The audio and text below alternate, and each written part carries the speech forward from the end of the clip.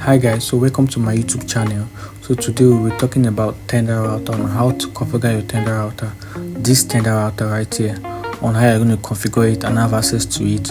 Connecting your phone, your laptop, and whichever wireless device you have. So now let's go.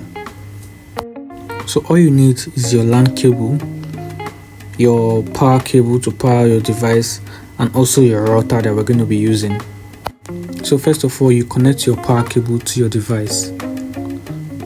Then now you connect your LAN cable to your device as well. There are other ports. There's a WAN port and there's a LAN port. Make sure you are connected to the LAN port of your router, not your WAN port of the router. After that, you connect it directly into your LAN port of your laptop.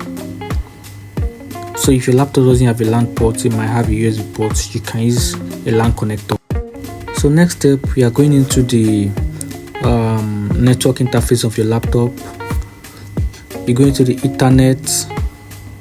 After the internet, you pick on network and sharing center. You will see your LAN cable connection. You pick on it. You click on the properties. Then you go to the IP4 settings. So at this point, you are going to make sure your IP4 is on automatic, so your router can be able to give it a DHCP IP address for it to be able to access your router. So next step, you go to the Chrome search engine, then you use the IP address 192.168.0.1 because that is the default IP address of Tenda router. So now you are in. You pick on skip because they are trying to tell you that the WAN port, there's nothing plugged to the WAN port.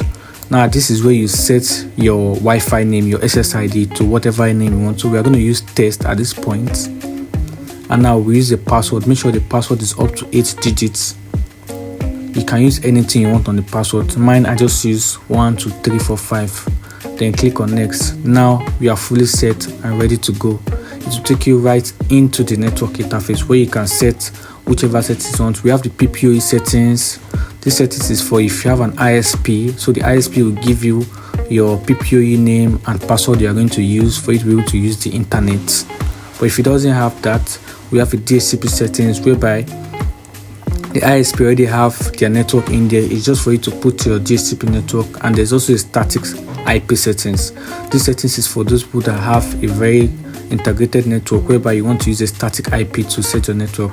So now we are fully done.